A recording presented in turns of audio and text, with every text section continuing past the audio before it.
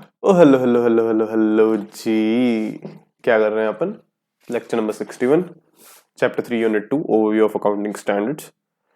MPS के concept, Maheshwari public school, जिसे हम आसान भाषा में मटेरियलिटी, प्रूडेंस और सब्सटेंस ओवर फॉर्म भी कहते हैं, उसकी बात करने वाले हैं अभी। मटेरियलिटी, जो मटेरियलिटी का कॉन्सेप्ट है, उसके नाम से अपने दिमाग में दो चीजें आती हैं कि सर मटेरियल इंफॉर्मेशन कौन सी है और इमटेरियल इंफॉर्मेशन कौन सी है। तो मटेरियल इंफॉर्मेशन वो इंफॉर्मेशन होती है दैट एग्जिस्ट्स, जिसके सॉरी सॉरी तो मटेरियल इंफॉर्मेशन वो है जिसके एग्जिस्ट होने या ना होने से जो यूजर है उस फाइनेंशियल स्टेटमेंट्स का, उसके डिसीजन में चेंज आ सकता है। तो मटेरियल इंफॉर्मेशन अगर ना हो या हो, उससे उस यूजर का डिसीजन बदल सकता है। इमटेरियल इंफॉर्मेशन वो होती है जिसका कुछ इफेक्ट नहीं होता है यूजर के डिसीजन पे, इसीलिए इस इंफॉर्मेशन को अपने को सेपरेटली डिस्क्लोज करने की जरूरत पड़ती है, मेन डाटा में मिक्स हो जाती है। डिस्क्लोज करते हैं बट मेन डाटा में मिक्स होता है। पर जो मटेरियल इंफॉर्मेशन होती है उसको अपन सेपरेटली डिस्क्लोज करते हैं। We disclose it at the face of the statement. जब यूजर स्टेटमेंट खोले उसके मुंह पे बजनी चाहिए, ऐसे जैसे मुंह पे पैसे फेंक के मारते हैं ना, वैसे यूजर को मटेरियल इंफॉर्मेशन ऐसे दिखनी चाहिए जैसे उसके मुंह पे पैसे फेंक के मारे हो। फील होना चाहिए कि eight the face of the financial statement material information. समझ रहे हो? अरे मजाक कर रहा था, सीरियसली थोड़ी लेते हैं। मुंह पे पैसे फेंक के नहीं मारना, गंदी बात होती है। चलो, और ये क्या है? Statement of P N L, 8 item. अच्छा, तो ये वो एग्जांपल है। अगर प्रॉफिट एंड लॉस अकाउंट में मान लो 150 आइटम है, 150 आइटम में से 20 ऐसे आइटम है जो मटेरियल है, बाकी 130 आइटम इररिलेवेंट है यूजर के डिसीजन मेकिंग के लिए, बस है। अब अगर तुम पीएनएल में वो 150 की 150 आइटम लिखने बैठ जाओ, चलो जी बना दिया हमने 50 पेज का पीएनएल, 150 आइटम्स लिखी, उनकी पूरी ऐसे डिटेल डिटेल में एक एक छोटी से छोटी 50 पैसे का हिसाब दिया है। फिर 50 पेज का पीएनएल यूजर खोल के बैठा है, अरे मेरी मुइया, ये क्या दे दिया हमको, हम कहाँ से निकाले इसमें से मटेरियल इन्फॉर्मेशन। वो फिर पेन लेके बैठा है, उसने अपने 4 दोस्तों को ग्रुप स्टडी के लिए बुलाया कि यार भाई अपन ऐसे करते हैं, इन्वेस्टमेंट इकट्ठे कर लेते हैं भाई, टिक मार्क कर करके मटेरियल इन्फॉर्मेशन निकाल ली। फिर उसको पढ़ा, फिर मटेरियल इन्फॉर्मेशन में फिर उनकी पेज वेज उड़ गए, कबूतर उठा के ले गए, फिर उन्होंने फिर पेज निकाले, फिर लिखा। फिर उन्होंने सोचा लैपटॉप पे कर लेते हैं, डेटा उड़ गया, कितनी दिक्कत आ सकती है। यूजर बोला भाई 4 घंटे तो इसको एनालाइज करने में लग गए। 4 घंटे तो सिर्फ इसी बात में लग गए कि मटेरियल इन्फॉर्मेशन कौन सी थी, नॉन मटेरियल कौन सी थी। मैं तो कर ही नहीं रहा इन्वेस्ट, मैं तो कर ही नहीं रहा, मैं तो करा रहा एफडी। हमारे तो छोरियां पढ़ानी है हमने, हम तो एफडी कराएंगे बस। ये सब में तो पैसा डूबेगा भाई, सब 150 पन्नों की, 50 पन्नों का पीएनएल दे दिया। अभी तो बैलेंस शीट नहीं उठाई हमने, ऑडिट रिपोर्ट पढ़ने बैठे थे हम तो सोचे थे पूरे फाइनेंशियल एनुअल रिपोर्ट पढ़ेंगे, ये तो पीएनएल ही नहीं खत्म हो रहा। तो इससे आपको पता चलता है कि मटेरियलिटी का क्या फायदा है, कि आप जो मटेरियल इन्फॉर्मेशन है उसको eight the face of the financial statement disclose करते हो, eight the face of the financial statement. Materiality वही है, मटेरियल इन्फॉर्मेशन, फिर से वही लिख दिया। अच्छा, ये अपन ने पढ़ लिया था, ठीक है। उसके बाद जो मटेरियल इन्फॉर्मेशन है, it varies from business to business. एक इन्फॉर्मेशन जो किसी बिजनेस के लिए मटेरियल हो सकती है, वो दूसरे के लिए मटेरियल ना हो, and it depends, varies from business to business.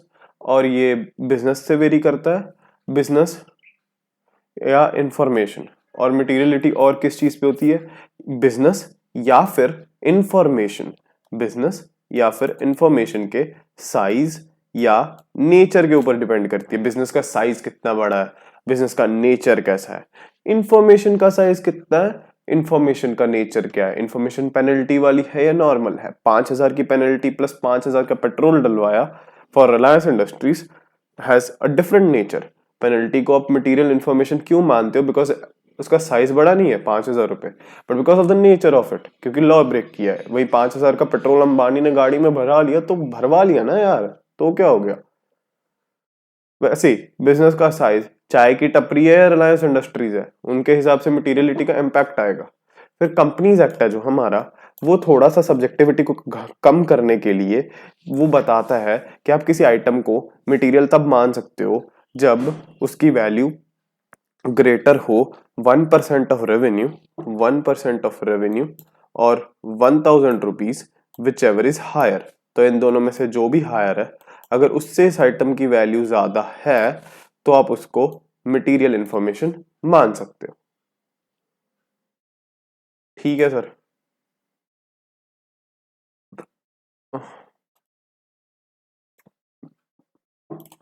ठीक है, तो अभी क्या होगा?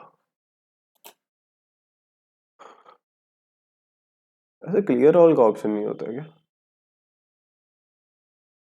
पता नहीं। अच्छा, लिस्ट ऑफ शेयर होल्डर्स की बात कर रहे हैं, जो शेयर होल्डर्स के पास कंपनी की 5% से ऊपर की होल्डिंग है भाई, तो अगर उनको उनकी लिस्ट ऑफ शेयर होल्डर्स अलग से दी जाएगी तो वो भी मटेरियल इन्फॉर्मेशन है।